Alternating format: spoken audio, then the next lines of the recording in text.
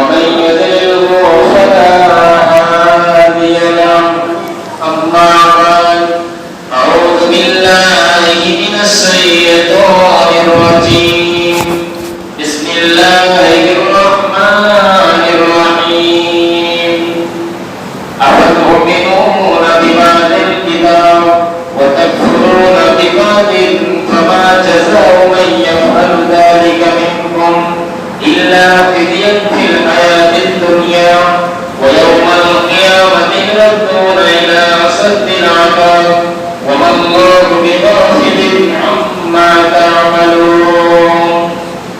وقال النبي صلى الله عليه وسلم في الحديث المبارك حب الدنيا وكراهية الموت أو كما قال النبي صلى الله عليه وسلم تركت فيكم أمرين لن تضلوا ما تمسكتم بهما كتاب الله وسنة رسوله.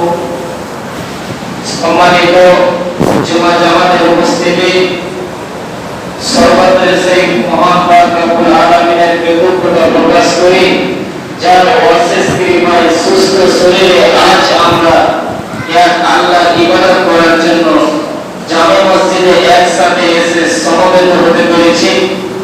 এর জন্য সেই মহান মনিবের দরবারে সকলেই একবার মন থেকে হৃদয় খুলে মহব্বতের সঙ্গে আলহামদুলিল্লাহ। দরুদ সালাম বর্ষিত হোক সর্বকালের সর্বযুগের সর্বশ্রেষ্ঠ মহামানব সাইয়্যিদুল মুরসালিন খাতামুন নবিয়্যিন সফিউল মুজতামিন রাহমাতুল লিল আলামিন ইসলামের শ্রেষ্ঠ নায়ক মানবতার মহান শিক্ষক যিনি সর্বপ্রকার বিশৃঙ্খলা থেকে সমাজকে মুক্ত করে একটি সোনালী মানব সমাজ পৃথিবীবাসীকে উপহার দিয়েছেন আমার নবী আপনার নবী সারা বিশ্বের নবী জনাবে মুহাম্মদুর রাসূলুল্লাহ সাল্লাল্লাহু আলাইহি ওয়াসাল্লাম। তিনার প্রতি লক্ষ কোটি দরুদ ও সালাম বর্ষিত হোক, আল্লাহুম্মা আমিন। সম্মানিত দিনী মুসলিম ভাই সকল, আজ আমি আপনাদের সম্মুখে যে বিষয়টি নিয়ে আলোচনা করতে চলেছি আপনারা জ্ঞানী মানুষ অবশ্যই বুঝতে পারছেন। আজকে বক্তব্যের বিষয় হবে বর্তমানে মুসলিমরা কেন, এর কয়েকটি কারণ দিতে, সেই কারণগুলো আপনাদের সামনে সংক্ষিপ্ত আকারে বর্ণনা করে শোনাবো ইনশাআল্লাহ, এবং শোনার পরে আমল করার চেষ্টা করবেন। প্রিয় মুসলিম ভাই সকল, বর্তমানে মুসলিমরা নির্যাতিত বা এত পরীক্ষার কারণ কি? এই প্রসঙ্গে মহান আল্লাহ তাআলা পবিত্র গ্রন্থ কোরআনের মধ্যে বলেছেন আফাতুমিনুনা বিবাদিল কিতাব ওয়া তাকফুরুনা বিবাদিন ফামা জাযাউ মান ইয়াফআল যালিকা মিনকুম আফাতুমিনুনা বিবাদিল কিতাব, তোমরা কি কোরআনের কিছু অংশে ঈমান আনো, ওয়া তাকফুরুনা বিবাদিন, এবং কিছু অংশ কুফরি করো, ফামা জাযাউ মান ইয়াফআল যালিকা মিনকুম, সুতরাং তোমাদের মধ্যে যারা এই করে অর্ধেকটা কোরআনের অংশ মানে এবং অর্ধেকটা অংশ ছেড়ে দেয়, ফামা জাযাউ মান ইয়াফআল যালিকা মিনকুম ইল্লা খিজুন ফিল হায়াতিদ দুনিয়া, তাহলে তাদের একমাত্র শাস্তি হলো পার্থিব জীবনে লাঞ্ছনা, ওয়া ইয়াউমাল কিয়ামাতি ইয়ারকুনা ইলা আসাদ্দিল আযাব, এবং মহৎ এসে দিবসের দিন তাদেরকে ফিরিয়ে দেওয়া হবে কঠিনতম শাস্তির দিকে। ওয়াল্লাহু বিগাফিলিন আম্মা তা'মালুন, আর তোমরা যা পৃথিবীতে করো আল্লাহ সে সম্পর্কে উদাসীন নন। সম্মানিত দিন মুসলিম ভাই বোন, তাই প্রথম নম্বর কারণ হচ্ছে পরিপূর্ণ কোরআনকে না মানা। উক্ত আয়াত থেকে স্পষ্ট হয়ে যাচ্ছে যে আমরা বর্তমানে মুসলিমরা নির্যাতনের কারণ হচ্ছে পবিত্র গ্রন্থ কোরআনকে পূর্ণাঙ্গ বাস্তবায়ন না করা। সম্মানিত দিনী মুসলিম ভাই বোন, শুধু তাই নয়, আল্লাহ তাআলা বলেন ইয়া আইয়ুহাল্লাযীনা আমানু, এখানে আল্লাহ তাআলা মুনাফিককে বললেন না, কাফিরদেরকে বললেন না, হিন্দুদেরকে বললেন না, মুসলমানদেরকে বললেন না, এখানে আল্লাহ তাআলা কাদেরকে? যারা ঈমান এনেছে, যারা আমাকে এক বলে বিশ্বাস করে নিয়েছে, তাদেরকে আল্লাহ তাআলা বলেন ইয়া আইয়ুহাল্লাযীনা আমানু, হে ঈমানদাররা, উদখুলু ফিস-সিলমি কাফা, তোমরা দ্বীন ইসলামে পরিপূর্ণভাবে ঢুকে যাও। ওয়ালা তাত্তাবিউ খুতুওয়াতিশ শাইতান, এবং শয়তানের অনুসরণ করো না।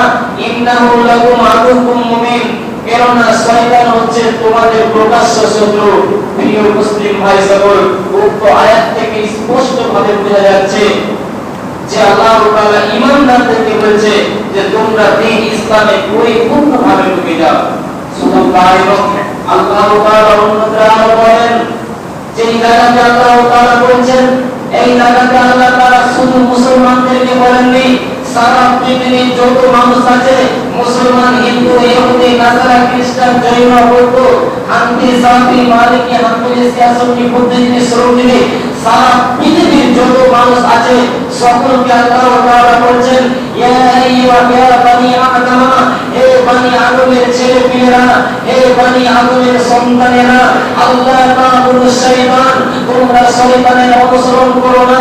ইন্নাহু লাকুম আদুউম মুবিন, কেননা শয়তান হচ্ছে তোমাদের প্রকাশ্য শত্রু। ওয়া আনিবুদুনি, ইবাদত যদি করো তাহলে আমারই করো। হাযা সিরাতুম মুস্তাকিম, তাহলে জান্নাতের রাস্তা পেয়ে যাবে, মুত্তাকিদের রাস্তা পেয়ে যাবে, ঈমানদারদের রাস্তা পেয়ে যাবে, মিসকিনদের রাস্তা পেয়ে যাবে। সম্মানিত দিনী মুসলিম ভাই সকল, উক্ত আয়াত থেকে স্পষ্টভাবে বোঝা যাচ্ছে যে আল্লাহ তাআলা সারা পৃথিবীর যত মানুষ আছে, হিন্দু, মুসলিম, সারা বিশ্বের মানুষকে আল্লাহ তাআলা বলেন যে তোমরা এক আল্লাহর ইবাদত করো এবং শয়তানের অনুসরণ করো না। যদি তোমরা শয়তানের অনুসরণ করো তাহলে তোমাদেরকে সারা পৃথিবীর মানুষ মারবে, লাথি মারবে। সম্মানিত দিনী মুসলিম ভাই সকল, প্রথম নম্বর কারণ হলো, দ্বিতীয় নম্বর কারণ হচ্ছে দুনিয়ার মহব্বতে পড়ে যাওয়া এবং আখিরাতকে ভুলে যাওয়া, পার্থিব জীবনকে আঁকড়ে ধরা এবং আখিরাতকে ভুলে যাওয়া, মৃত্যুকে ঘৃণা করা। এই প্রসঙ্গে সহিহ বুখারী হাদিস সাওবান রাদিয়াল্লাহু তাআলা বলেন, আল্লাহ নবী সাল্লাল্লাহু আলাইহি ওয়াসাল্লাম বলেছেন, খাবারের পাত্রে মানুষ খাবার খাওয়ার জন্য চতুর্দিক থেকে একত্রিত হয়, ঠিক তেমনি ভাবে বেজাতিরা, মুশরিকরা, বেঈমানরা মুসলমানদের বিরুদ্ধে সেইভাবে ঝাঁপিয়ে পড়বে, তাদেরকে লাথি মেরে মেরে মারবে, কিন্তু আমার উম্মত তাদের কিছু করে নিতে পারবে না। একজন সাহাবী বললেন ওয়া মিন্নাহু ইয়াওমাইযিন, হে আল্লাহর রাসূল সাল্লাল্লাহু আলাইহি ওয়াসাল্লাম, সেই দিন কি আমাদের সঙ্গে কম থাকবে? নবীজি বললেন না, সেই দিন তোমাদের সঙ্গে গরিষ্ঠ থাকবে, তোমাদের সঙ্গে বেঁচে থাকবে, তারপর তোমাদেরকে বেঈমানরা, মুশরিকরা লাথি মেরে মেরে মারবে, কারণ তোমাদের মধ্যে দুটি আল-ওয়ান নামে রোগ ঢুকে যাবে। নবীজি বলেছেন যখন উম্মতে মুহাম্মাদের উপরে দুইটি রোগে যখন ধরে নেবে, সারা পৃথিবীর দুর্বল লোকেরা, কমজোর লোকেরা মুসলমানদেরকে লাথি মেরে মেরে মারবে, কিন্তু আমার উম্মত তাদের কিছু করে নিতে পারবে না।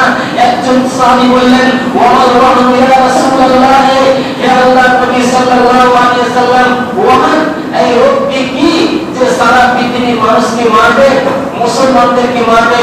নবীজি বললেন হুব্বুদ দুনিয়া, দুনিয়ার মহব্বত, ওয়া কারাহিয়াতুল মউত, মউতকে ঘৃণা করবে। অর্থাৎ আমার উম্মতের মানুষ, আমার উম্মত পার্থিব জীবনকে দুনিয়ার মহব্বতে পড়ে যাবে এবং আখিরাতকে ভুলে যাবে। আর যখন তাদের মধ্যে এই দুটি রোগ ঢুকে যাবে, দুনিয়াকে আঁকড়ে ধরবে এবং মউতকে ঘৃণা করবে, তারা মরতেই চাইবে না, তখন সারা পৃথিবীর দুর্বল লোকেরা মুসলমানদেরকে মারবে। সম্মানিত দিনী মুসলিম ভাই সকল, একজন নবী সাল্লাল্লাহু আলাইহি ওয়াসাল্লাম হাদিসের পাতাতে লিখে চলে গেছেন, কুনতি দুনিয়া কান্নাকা গারিবুন, হে সারা পৃথিবীর মানুষ তোমরা দুনিয়া করো গরিবের মতো। গরিব হয়ে যেতে পারেননি, কান্নাকা এটা গ্রামারের দিক দিয়ে বলা হয় হুরুফে তাসবিহ, অর্থাৎ মতো, অর্থাৎ নবীজি বলতেন তোমাদেরকে গরিব হতে হবে না, তোমরা দুনিয়া করো কিন্তু গরিবের মতো। আও আবিস সাবিল, বুঝিকের মতো তোমরা জীবন যাপন করো।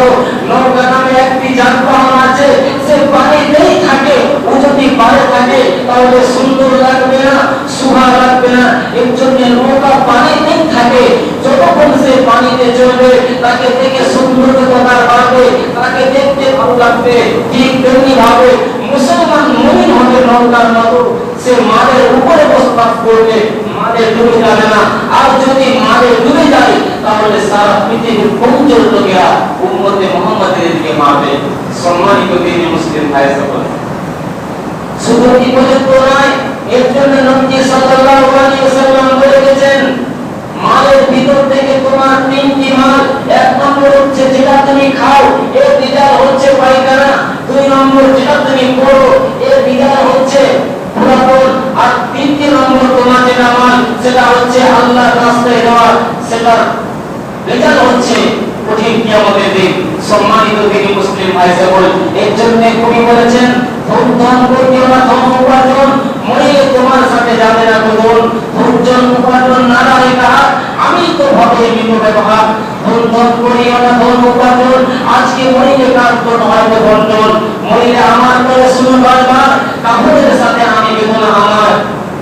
এই হাল থেকে মোর হতো মাকলুকা, আফসোস কইলা কইলে বা সুন্দর ছিলাম পৃথিবী, মসজিদ ছিল সুন্দর, আমার হাতে সময় ছিল, সকলে আজ থাকিল খালি হাতে গেল। সম্মানিত দিনী মুসলিম ভাই সকল, যখন এই কোটি রোগে ধরে নেবে, তখন সারা পৃথিবীর পঞ্চাশ লোকেরা এই উম্মতে মুহাম্মাদীদেরকে মারবে। আর আজকে ঠিক চারিদিক থেকে মুসলমানরা মার খাচ্ছে। সম্মানিত দিনী মুসলিম ভাই সকল, দ্বিতীয় নম্বর কারণ গেল। তৃতীয় নম্বর কারণ হচ্ছে মসজিদ ছেড়েছে, পেরেশানি বেড়েছে। তৃতীয় নম্বর কারণ হচ্ছে মসজিদ থেকে আমরা দূরে সরে গেছি, আর ততই আমাদের উপরে চাপ এসেছে। মহান আল্লাহ তাআলা নিজে বলছেন, ফালিয়াকুবু রাব্বা হাযাল বাইত, তোমরা ইবাদত করো এই ঘরের রবের ইবাদতের, তাহলে তোমাদের জন্য দুটি লাভ রয়েছে। একটি ছোট উদাহরণ, এখন যদি আপনাদেরকে বলি মসজিদ থেকে বাইরে হয়ে যদি আমি আঙুল দিয়ে বলি ওই ঘরটা কার, আপনি বলবেন ওটা ডাক্তারের, ওটা মাস্টারের, ওটা মহসিনের, ওটা আব্দুল রহিমের, ওটা আব্দুল রাজ্জাকের। এইভাবে আপনি এক এক করে নাম বলতে থাকবেন। যদি এই ঘরের থেকে আঙুল দিয়ে বলা হয় এই ঘরটি কার, আপনারা সকলে বলবেন এই ঘরটি হচ্ছে আল্লাহ। ঠিক তেমনি ভাবে আল্লাহ সেই কথাই বলছেন, ফালিয়াকুবু রাব্বা হাযাল বাইত, তোমরা এই ঘরের রবের ইবাদত করো, তাহলে তোমাদের জন্য দুটি লাভ রয়েছে।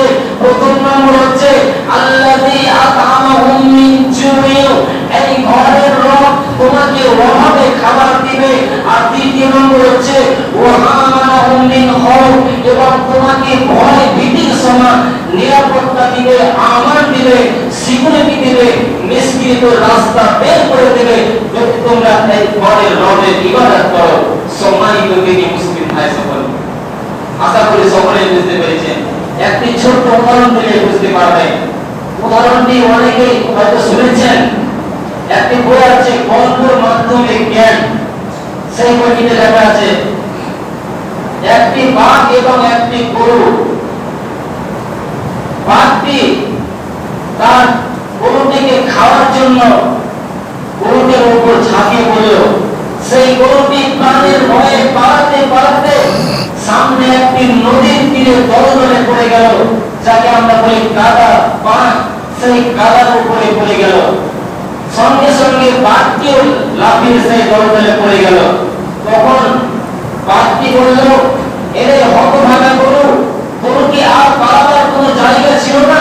সামান্য এই নদীর তীরে দলদলে পড়েছি, এখন তো পুরো নদী আমিও মরবো। তখন গরুটি হেসে বলল, বাঘ মশাই, তুমি যেটা ভাবছো সেটা নয়।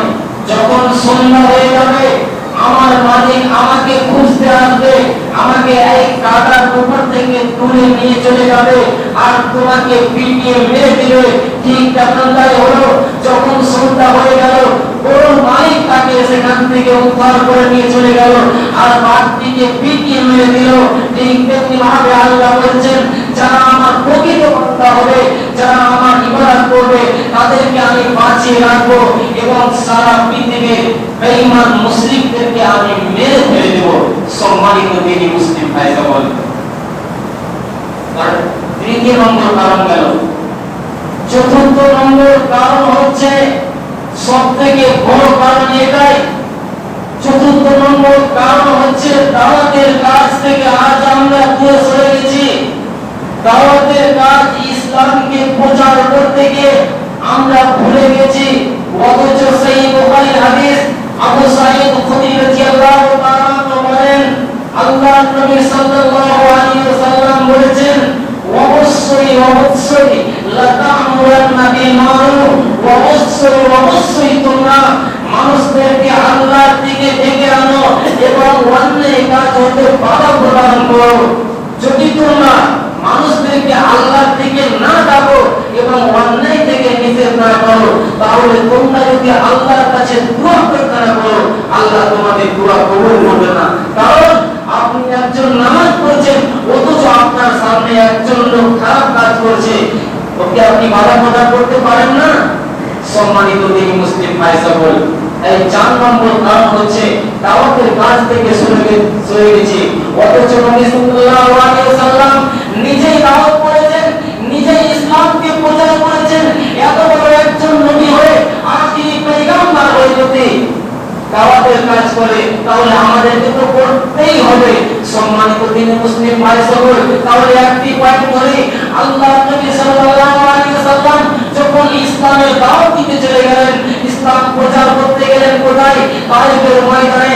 তায়েফবাসীদেরকে ডাক দিয়েছেন, লা ইলাহা ইল্লাল্লাহ মুহাম্মাদুর রাসূলুল্লাহ, আল্লাহ ব্যতীত কোনো মাবুদ নাই, আমি মুহাম্মদ সাল্লাল্লাহু আলাইহি ওয়াসাল্লাম তার প্রকৃত রাসূল এবং বান্দা। বন্ধুরা আমার, এইভাবে তিনি ইসলামকে প্রচার করার জন্য ডাক দিতেই থাকলেন। দুঃখের বিষয়, সেই তায়েফবাসীরা একজনও আল্লাহর উপরে ঈমান আনলো না।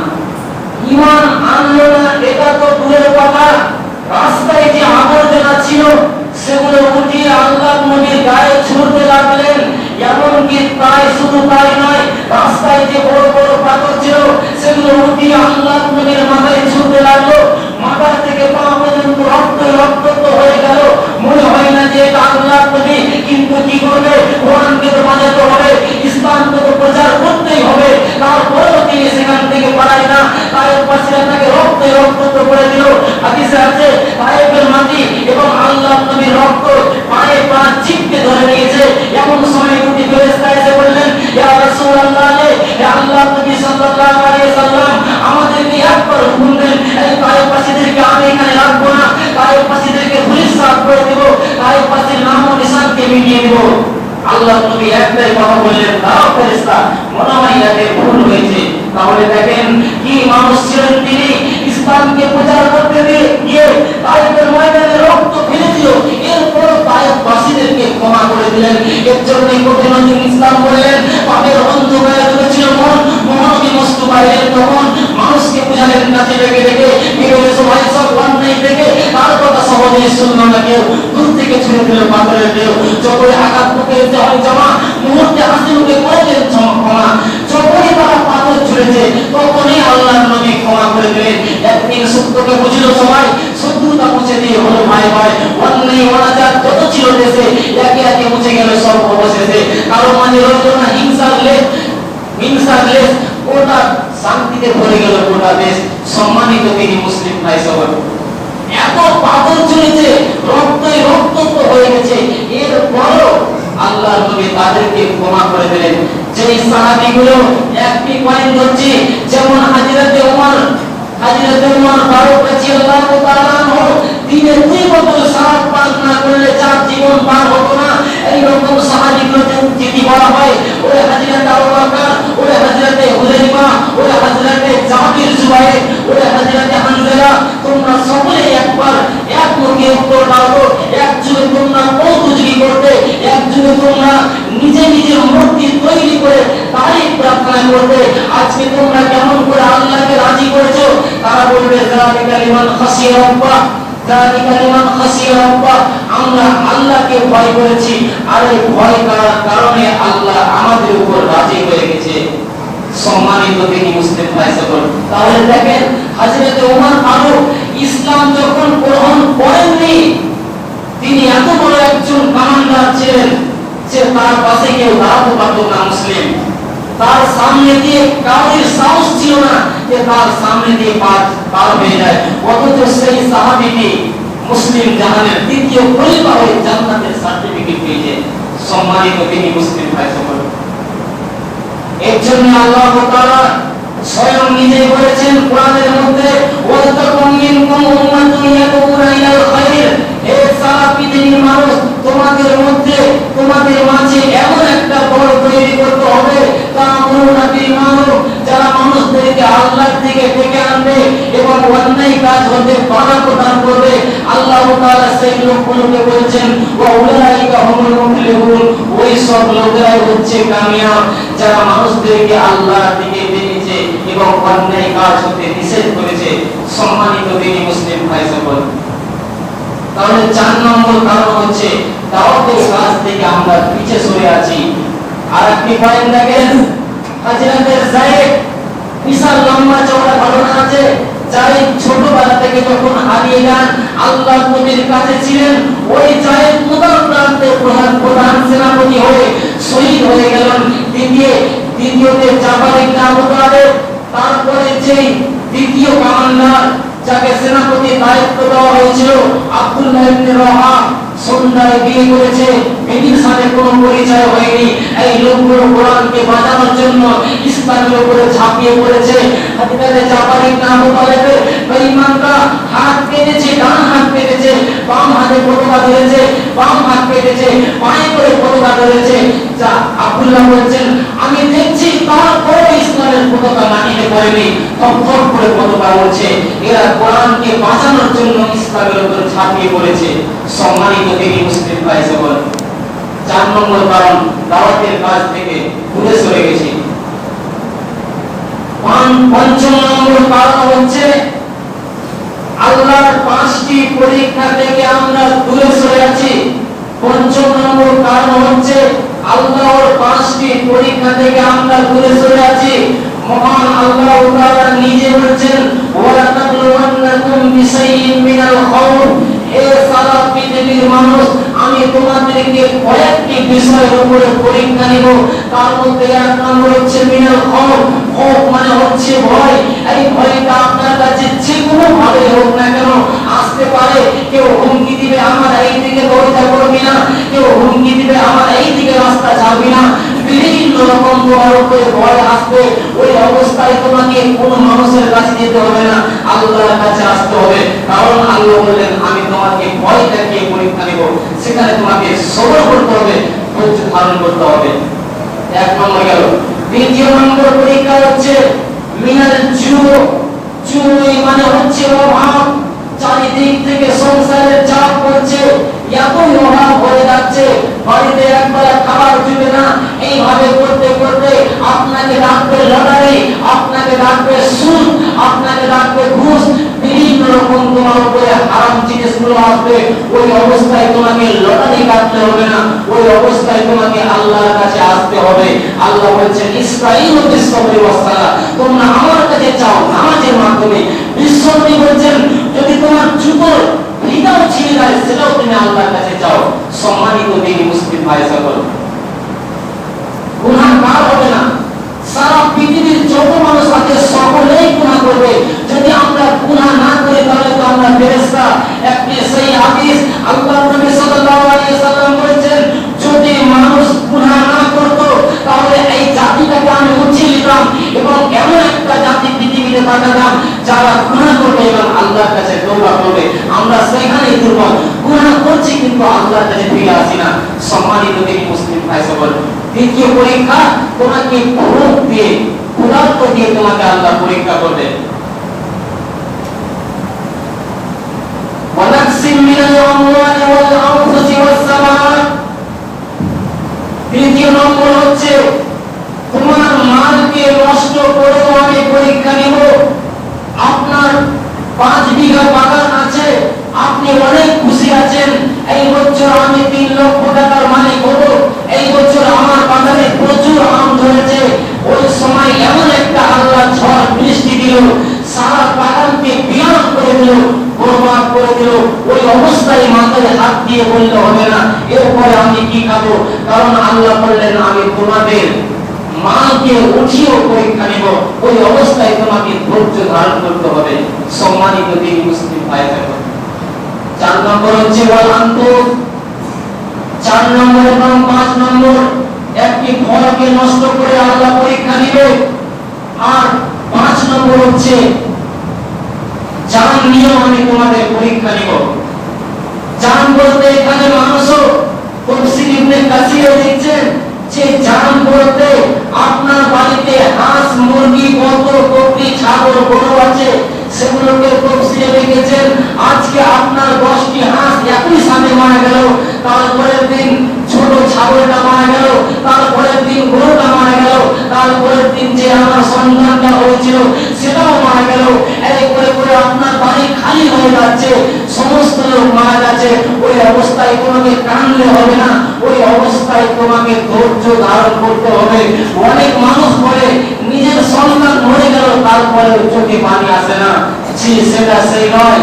যার সন্তান মরে তার ভিতরটা কাঁদে কিন্তু উপরটা খুশি থাকে, কারণ সে ধৈর্য ধারণ করছে। যদি ধৈর্য ধারণ করে এর ফল একদিন পাবে। সম্মানিত দিন মুসলিম ভাই সকল, সাহাবীরা পেয়েছে, আমরা কেন পাবো না? সম্মানিত দিন মুসলিম ভাই সকল, আমরা ভিতর থেকে খালি, ঈমান থেকে আমরা খালি। একটি ছোট উদাহরণ, একটি বুজুর্গ ভালো মানুষ রাস্তা দিয়ে পার হয়েছিল, আর একটি ময়দানে 12টা করে 24টা প্লেয়ার ফুটবল খেলছিল। তখন ওই বুজুর্গ লোকটা একজন আরেককে জিজ্ঞেস করলেন যে ওই বলটা, ফুটবলটা মানুষের কি ক্ষতি করেছে যে সারাক্ষণ সে পায়ে পায়ে তাকে লাথি মেরে মারছে? তখন সেই আরেকটা বলল সেই ফুটবলটাকে মারছে তার ভিতরে খালি, ও আন্দাজ সে খালি, ফুটবলের ভিতরে কিছু নাই, হাওয়া ছাড়া, ওই জন্য সে মার খাচ্ছে। ঠিক তেমনি ভাবে আমরা ভিতর থেকে ঈমানি কমজোরি, এর জন্য আমাদের উপরে চারিদিক থেকে চাপ আসছে। আর আল্লাহ বললেন আমি তোমাদের জান নিয়েও পরীক্ষা নিব। একটি পয়েন্ট দিয়ে আমার বক্তব্য দেব ইনশাআল্লাহ। সেটা কি? সাদ বিন মুআজ, অবশ্যই আপনারা নাম শুনেছেন। এই সাদ বিন মুআজ রাদিয়াল্লাহু তাআলা আনহু উহুদের যুদ্ধে, বদরের যুদ্ধে শহীদ ছিলেন, কিন্তু দুঃখের বিষয় খান্দকের যুদ্ধ করতে গিয়ে বেঈমানরা এমন একটা তীর ছুঁড়েছে সাদ বিন মুআজের চোখে এসে লেগেছে। হাদিসে লিখছে কুহুলুন, অর্থাৎ মানুষ যেই জায়গায় সুরমা লাগায় সেই জায়গায় তীরটা এসে পৌঁছে গেছে। এমন সময়, ওই সময় কোনো ডাক্তার ছিল না যে সাদ বিন মুআজের চোখ থেকে সেই তীরটা বের করে রাখবো, সেই সময় কোনো ডাক্তার ছিল না। রক্ত মাটিতে পড়ছে, কিন্তু কি করবে? কোরআনকে তো পৃথিবীতে রাখতেই হবে। 1 মাস অবস্থায়, 1 মাস ওই সাদ বিন মুআজের চোখে সেই তীরটা ছিল, এবং 1 মাস অবস্থায় তিনি তীর অবস্থায় মারা যান। যখন সাদ বিন মুআজের মৃত্যু হয়ে গেল, হাযাল্লাযী তাহারাকা লাহুল আরশু, আল্লাহর আরশ কেঁপে উঠল। এইরকম একজন মানুষ পৃথিবী ছেড়ে চলে যাচ্ছে। যখন সাদ বিন মুআজের শ্বাস বন্ধ হয়ে গেল, তখন হাযাল্লাযী তাহারাকা লাহুল আরশু, আল্লাহর আরশ কেঁপে উঠল। শুধু তাই নয়, ফুতিহাত লাহু আবওয়াবুস সামায়ে, আসমানে যত দরজা ছিল সব দরজাকে খুলে দেওয়া হয়েছিল। শুধু তাই নয়, ওয়াসাইদাহু সাবউনা আলফান মিনাল মালাইকাতি, তার জানাজাতে 1 নয় 2 নয় 70,000 ফেরেশতা অংশগ্রহণ করেছিল। শুধু তাই নয়, 1 নয় 2 নয় 70,000 ফেরেশতা অংশগ্রহণ করেছিল। শুধু তাই নয়, সাদ বিন মুআজের লাশটাকে যারা কবরস্থানে নিয়ে যাচ্ছিল সেই লোকগুলো বলছে মনে হয় আমরা হাওয়াকে নিয়ে যাচ্ছি।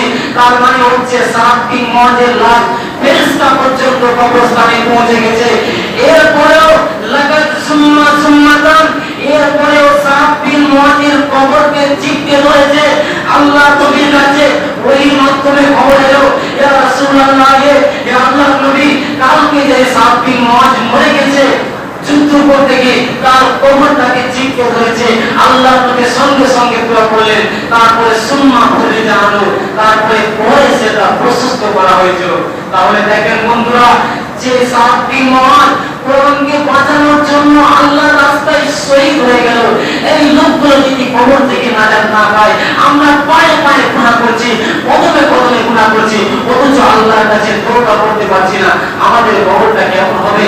আল্লাহ তুমি আমাদের সকল মুসলিম ভাইদেরকে সেই কবরের আযাব থেকে বাঁচান, সকলে বলুন আমিন। শেষের বেলায় একটি শের আছে ফারসিতে, বলবেন আমি কোথায় লিখে এসেছি? কামরদে সুনে না উফকা বসর, कामर्दे सुनने ना उसका बसर, ऐबो हुनरस ना उसका बसर। जब तक के कोई आदमी बात नहीं हुई होवे, तब तक उसका ऐब छुपा हुआ होवे। যতক্ষণ কোনো মানুষের সাথে কথা না বলে তার দোষ ত্রুটি লুকিয়ে থাকে। আমি এসেছি ধুলিয়ান ডাকবাংলা ইন্ডিয়াস দারুস সালাম প্রবাসী মাদ্রাসা থেকে কালেকশনের জন্য।